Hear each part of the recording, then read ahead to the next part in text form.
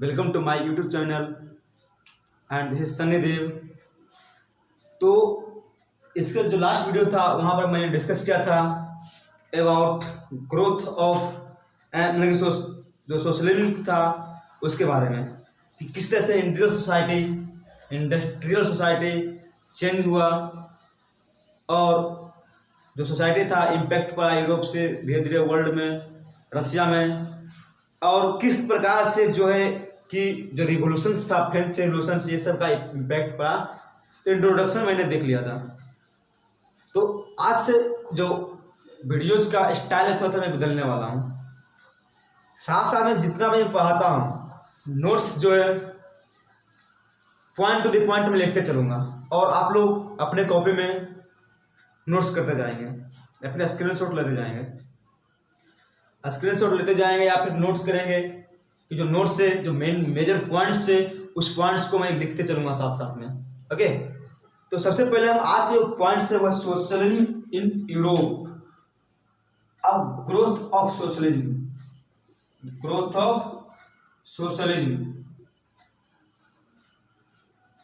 कि सोशलिज्म कैसे ग्रो किया।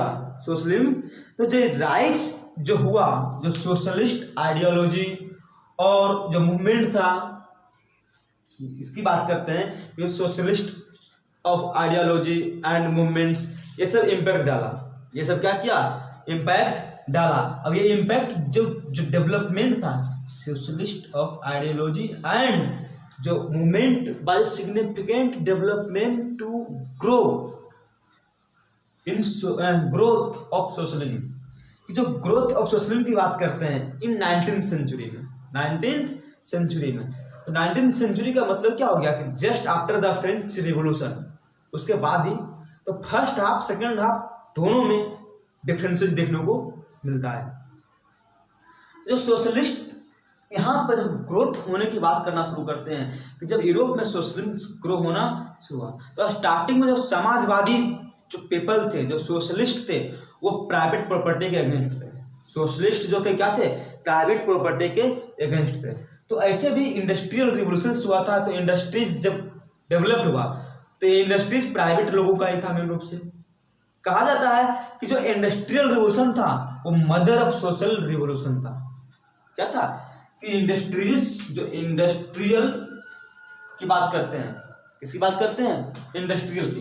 फर्स्ट पॉइंट आप लोग नोट कर सकते हैं कि द इंडस्ट्रियल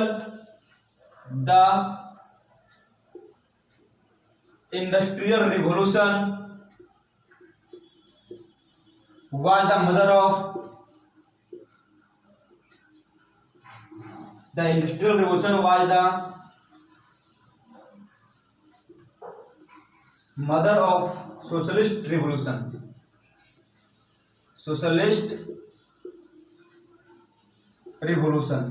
ठीक है। कहता कि इंडस्ट्रियल सोशलिस्ट जो इंडस्ट्रियल रिवोल्यूशन हुआ, और सबसे पहले इंडस्ट्रियल रिवोल्यूशन कहाँ से शुरू हुआ? इंग्लैंड से शुरू हुआ। सबसे पहले इंडस्ट्रियल रिवोल्यूशन शुरू हुआ इंग्लैंड से। ओके, और फिर अदर पार्ट्स जो वर्ल्ड के, यूरोप के अदर पार्ट्स में पहुंचा, फिर वर्ल्ड जो है दुनिया के अदर दूसरे पार्ट में पहुंचा। तो जो इंडस्ट्रियल रिवोल्यूशन थे इसको बोलते हैं मदर ऑफ सोशलिस्ट रिवोल्यूशन। मतलब जो सोशलिस्ट रिवोल्यूशन है, जो समाज से, सोसाइटी से रिलेटेड जो समाजवादी क्रांति जो छिड़ी, जो समाजवादी क्रांति जिसको बोलते हैं सोशलिस्ट रिवोल्यूशन जो स्टार्ट हुआ, वो कहाँ से स्टार्ट हुआ? इंडस्ट्रियल रिवोल्यूशन से। उसके जब इंडस्ट्रियल रिवोल्यूशन हुआ बहुत सारे इंडस्ट्रीज खुले, और इंडस्ट्रीज खुलने के बाद तो बताया था कंजर्वेटिव्स के बारे में, रेडिकल्स के बारे में, और एक था लिबरल। तो ये सब के बारे में डिस्कस किए तो उसने बताया था कि कुछ लोग चाहते थे कि इंडस्ट्रीज जो है लेकिन प्राइवेट प्रॉपर्टी के अगेंस्ट थे, प्राइवेट प्रॉपर्टी के। तो यही बात करते हैं कि जब इंडस्ट्रियल रिवोल्यूशन हुआ तो बहुत सारे इंडस्ट्रीज प्राइवेट लोग, इंडिविजुअल लोगों के हाथ में चली गई। प्रॉपर्टी जो है वो प्राइवेट लोग में पहुंच गई। तो इससे क्या हुआ कि समाज में लोगों, मतलब बहुत सारे लोग क्या थे? उसके अगेंस्ट थे। इसी से सोशलिज्म डेवलप हुआ, वो कहाँ से डेवलप हुआ? तो इसी इंडस्ट्रियल रिवोल्यूशन से डेवलप हुआ। तो सिंपली कह सकते हैं जो सोशलिस्ट रिवोल्यूशन था वो इंडस्ट्रियल रिवोल्यूशन के कारण पैदा हुआ था। सो industrial revolution is called mother of socialist revolution. Okay, तो अब हम सोशलिज्म की बात करते हैं। तो सोशलिज्म का मतलब हो गया कि जो प्राइवेट प्रॉपर्टी है वो डिस्ट्रीब्यूटेड सभी लोगों के बीच में होना चाहिए, कॉमन पीपल के बीच में होना चाहिए। यानी जो पॉलिटिकल और इकोनॉमिकल जो राइट्स है, जो पॉलिटिकल और इकोनॉमिकल थ्योरी एक प्रकार का है। सोशलिज्म जो क्या है, एक प्रकार का जो इकोनॉमिकल और पॉलिटिकल थ्योरी है। इसमें कहता है जो कंट्रीज का रिसोर्सेस है वो किसी इंडिविजुअल और प्राइवेट लोगों के बीच नहीं रह करके कम्युनिटी के सभी लोगों के पास डिस्ट्रीब्यूटेड होना चाहिए। ओके, पूरे कम्युनिटी के लोग या तो स्टेट के लोग इसको यूज कर सकते हैं। ठीक है, इस अब क्लियर हो चुका है। जो सोशलिस्ट थे वो प्राइवेट प्रॉपर्टी के अगेंस्ट थे। सोशलिस्ट जो थे प्राइवेट प्रॉपर्टी के अगेंस्ट थे, और इसको क्या देखते थे, सोशलिस्ट प्राइवेट प्रॉपर्टी के अगेंस्ट थे ही थे, और साथ ही प्राइवेट प्रॉपर्टी को जो बुराइयां जो थी समाज में, जो सोसाइटी में जो बुराइयां जो एविल्स थी, उसका मेन रूट मानता था, जड़ मानता था। जो रूट्स, तो रूट ऑफ सोशलिज्म, जो रूट ऑफ एविल्स है सोसाइटी में, वो कौन था, वो प्राइवेट प्रॉपर्टी को मानते थे। जो नेक्स्ट पॉइंट है वो socialist were against private property. जो सोशलिस्ट क्या थे, जितने भी समाजवादी थे वो सभी प्राइवेट प्रॉपर्टी के अगेंस्ट थे, और इसको किस प्रकार देखते थे, एंड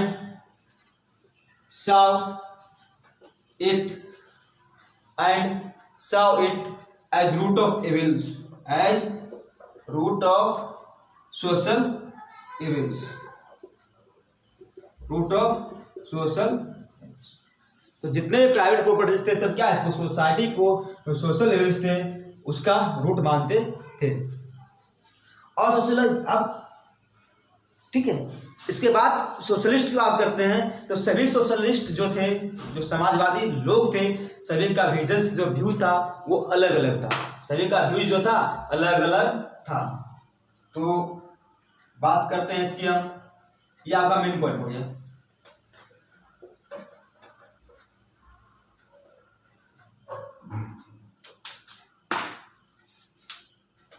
क्या हो गया, जो सोशलिस्ट थे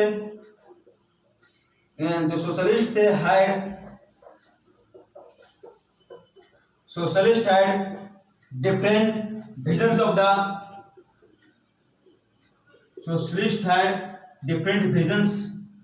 द फ्यूचर्स के लिए सभी का अलग अलग विजन था, सभी लोग इसके बारे में अलग अलग सोचते थे।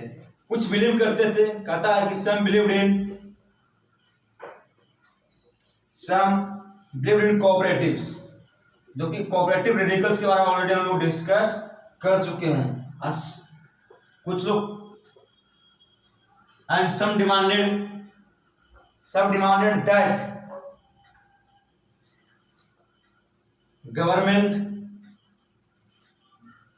government must encourage cooperatives।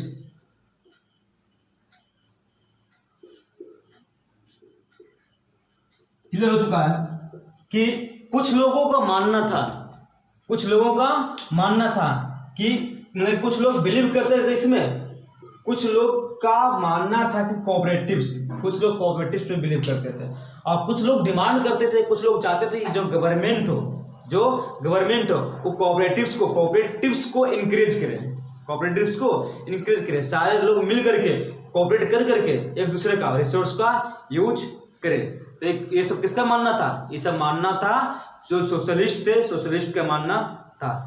उसी में से एक नाम आता है सेंट साइमन रिजल, जो फ्रांस में सोशलिज्म की बात करते हैं, कि सेंट साइमन को रियल फाउंडर माना जाता है सोशलिज्म फ्रांस में। ठीक है, और उसी से फिर आगे धीरे धीरे क्या हुआ, फैलते गया। तो जो सेंट साइमन था, is regarded as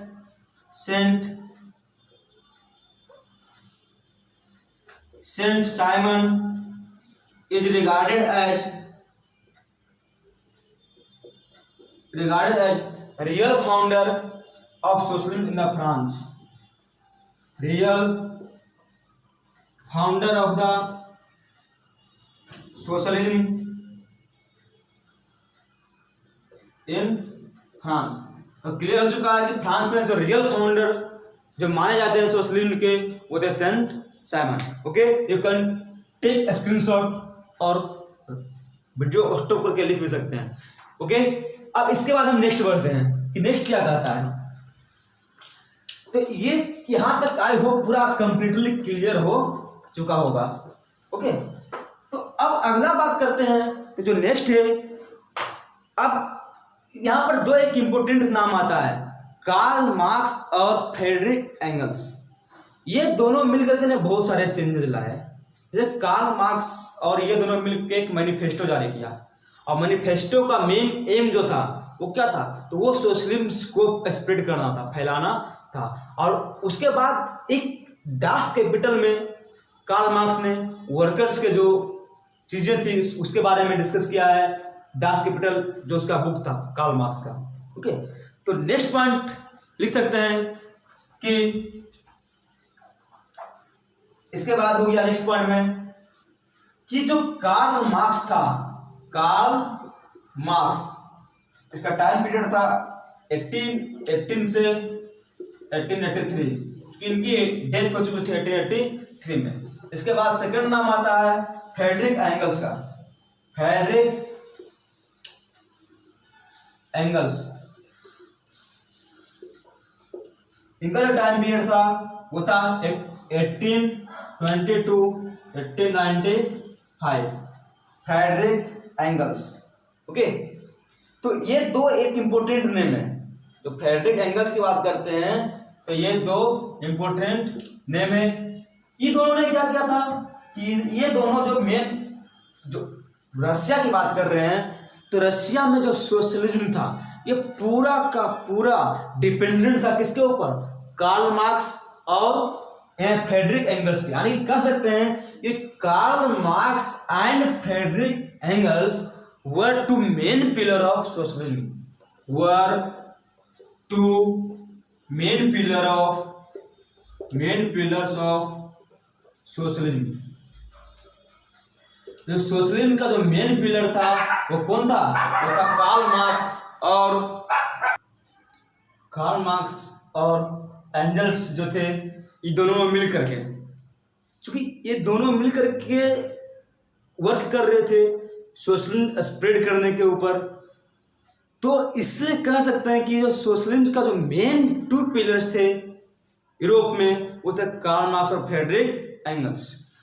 Karl Marx और फ्रेडरिक एंगल्स, ये कार्ल मार्क्स फ्रेडरिक एंगल्स के साथ मिल करके 1848 में 1848 ईस्वी में क्या किया, तो एक मैनिफेस्टो तैयार किया जिसको बोलते हैं कम्युनिस्ट मैनिफेस्टो। जिसको क्या बोलते हैं, एक मैनिफेस्टो तैयार किया जिसको हम लोग कम्युनिस्ट मैनिफेस्टो के नाम से भी जानते हैं, कम्युनिस्ट मैनिफेस्टो के नाम से जानते हैं, जो कि 1848 में तैयार किया गया था। कम्युनिस्ट मैनिफेस्टो का जो मेन एम था, वो उसका जो मैनिफेस्टो तैयार किया गया था उसका जो मेन हाईलाइट्स था, मेन जो प्रकाश डाल रहा था, प्रभावित जो कर रहा था, वो किसको कर रहा था, तो उसको मेन एम जो था उसका हाईलाइट्स करना था, वो क्या था, तो वो था जो वर्कर्स थे दुनिया के, उस वर्कर्स को जो दुनिया के थे वहां से क्या करना था, कैपिटलिज्म को बाहर निकाल फेंकना था। ओके, कैपिटलिज्म को उखाड़ फेंकना था दुनिया से। कि ऑलरेडी हम लोग डिस्कस कर चुके हैं कि जो यूरोप का इंडस्ट्रियल रिवोल्यूशन के बाद सोसाइटी जो था वो दो पार्ट में बट गया था, कैपिटलिस्ट और जो एक कैपिटल क्लास हो गया, एक वर्कर क्लास।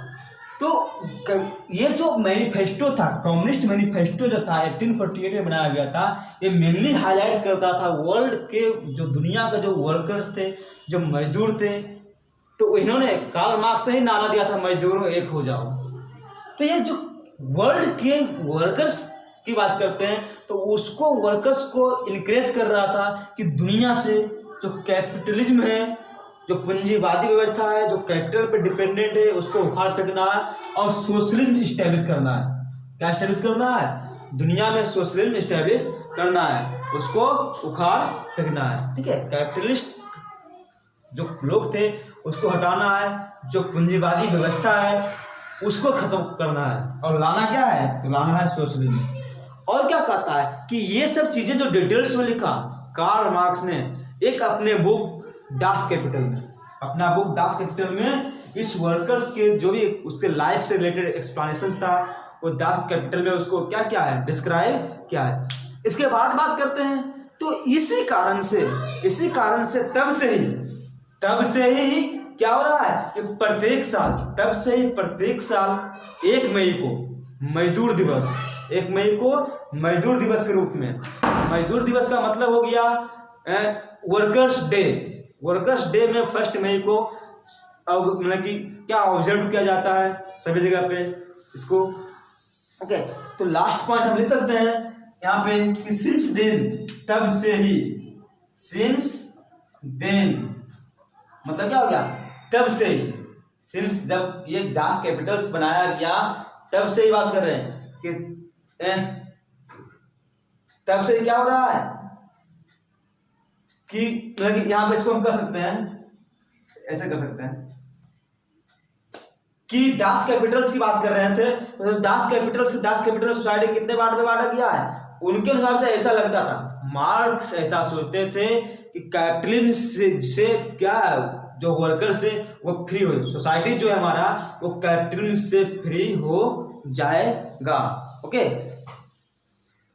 तो क्लियर हो गया कि जो भी थे जो सोशलिस्ट थे, मार्क्स का मानना था, मार्क्स बिलीव करते थे कि जो हमारा सोशलिस्ट है वो क्या हो जाएगा, सोशलिस्ट फ्री हो जाएगा। जो सोशलिस्ट है क्या होगा कि वो कैपिटलिज्म से फ्री हो जाएगा, और वो सोसाइटी जो होगा कैपिटलिज्म से फ्री होगा, वर्कर्स क्लास जो होंगे वो कैपिटलिज्म से फ्री होंगे, और वो सोसाइटी का नाम हुआ कम्युनिस्ट सोसाइटी। वो सोसाइटी क्या कहलाएगा, वो सोसाइटी कहलाएगा कम्युनिस्ट सोसाइटी। ओके, अब आप इसको नोट कर ले सकते हैं point two the point stop करके, और स्क्रीनशॉट ले सकते हैं। ओके, तो इस प्रकार ये क्या था, ये सोशलिज्म ग्रो कर रहा था यूरोप में, इसके बारे में हम लोग डिस्कस कर रहे हैं। जो अब नेक्स्ट टॉपिक है वो सपोर्ट था सोशलिज्म का, वो क्या था, जो नेक्स्ट टॉपिक है वो था सपोर्ट फॉर सोशलिज्म। ओके, तो अब सपोर्ट फॉर सोशलिज्म की बात करते हैं, तो क्या आता है support for socialism, support for socialism. तो इसमें से 2 पॉइंट्स की डिस्कशन में उससे करेंगे, फर्स्ट इंटरनेशनल और सेकंड इंटरनेशनल। तो फर्स्ट इंटरनेशनल की बात कर लेते हैं पहले से पहले। तो पहला पॉइंट्स की बात करते हैं कि फर्स्ट इंटरनेशनल क्या था, तो इसके बारे में हम डिस्कशन करते हैं कि जो पहला था फर्स्ट इंटरनेशनल, फर्स्ट इंटरनेशनल। तो 1884 की बात है, 1864 जो कार्ल मार्क्स थे, ये नाम पूरा यूरोप में जब पढ़ेंगे तो कार्ल मार्क्स का ही नाम आएगा। जो कार्ल मार्क्स थे इन्होंने ऑर्गेनाइज किया था, इन्होंने एक एसोसिएशन ऑर्गेनाइज किया था, इसका नाम था द इंटरनेशनल वर्किंग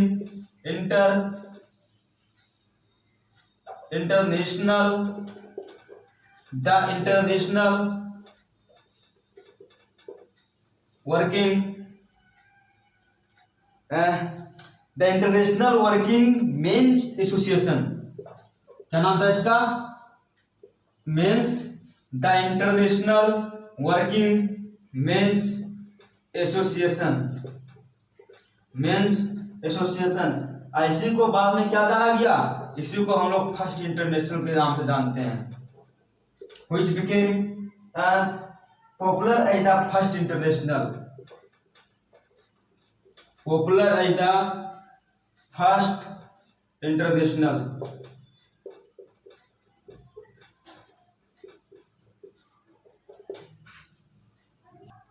इसके बाद क्या हुआ कि फर्स्ट इंटरनेशनल से पहले कुछ पॉइंट्स के बारे में डिस्कस कर लेते हैं। कि मतलब कि यूरोप के बाद यूएसए में भी क्या हुआ कि सोशलिज्म जो थे यूरोप के बाद यूएसए में फैलना स्टार्ट हो चुका था। हाफ जो लास्ट हाफ सेंचुरी था, सेकेंड हाफ जो 19th सेंचुरी की बात करते हैं, इस second half of 19th century में जो नेशनलिज्म था एंड जो सोशलिज्म था वो यूरोप से निकल करके यूएसए तक पहुंच चुका था। ओके, जो सोशलिज्म था वो यूरोप से निकल करके यूएसए तक पहुंच चुका था। और इस प्रकार से जो कैपिटलिज्म था वो सबसे बड़ा इफेक्ट हुआ।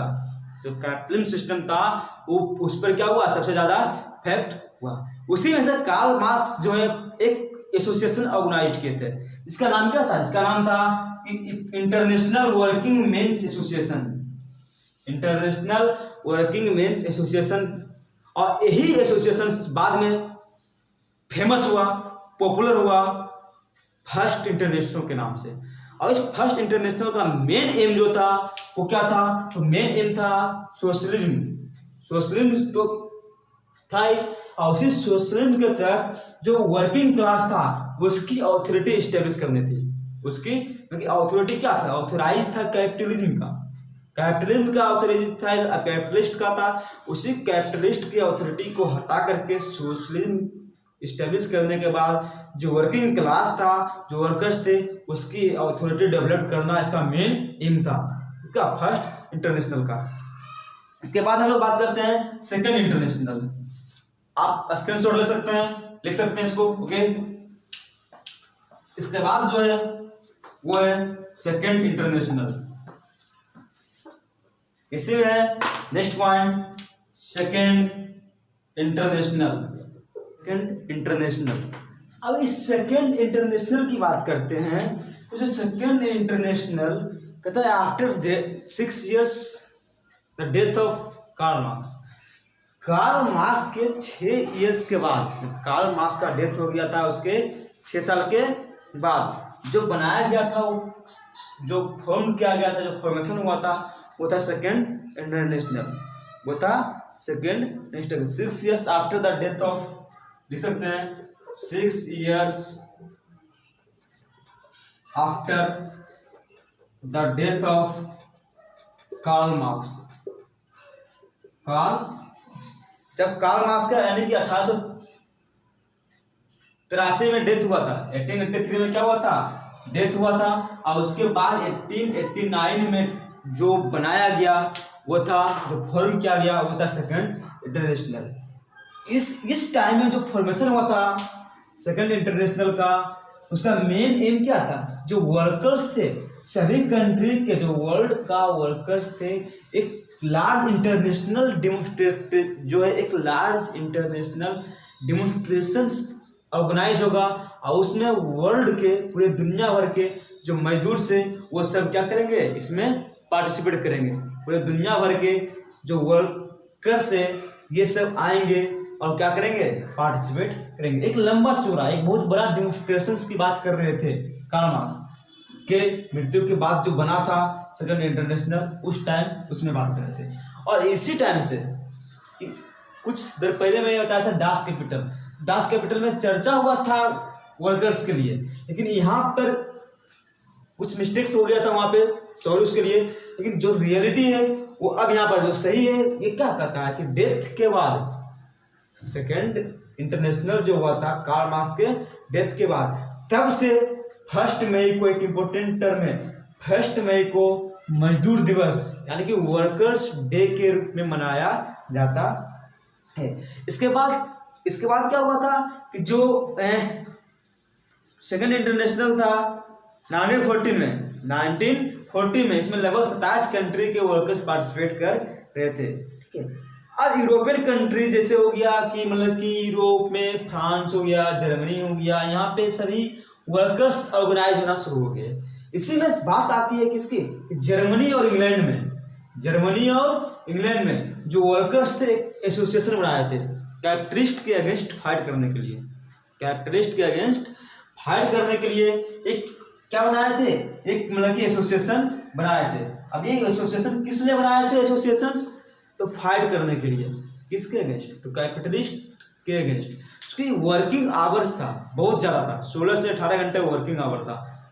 जो मजदूरी मिलती थी बहुत कम मिलती थी, तो जो वेज, लो वेज और जो बेटर लिविंग कंडीशंस के लिए, बेटर लिविंग कंडीशंस के लिए उन्होंने एसोसिएशंस बनाया था लड़ने के लिए। और क्या क्या था, फंड्स, कई सारे मेंबर्स के लिए जो फंड्स के थे, ताकि जो रिड्यूस किया जाए, वर्किंग आवर जो था उसमें कमी हो जाए, जो मजदूरी थी उसको बढ़ाया जाए और कंडीशंस क्या हो, वो बेटर हो।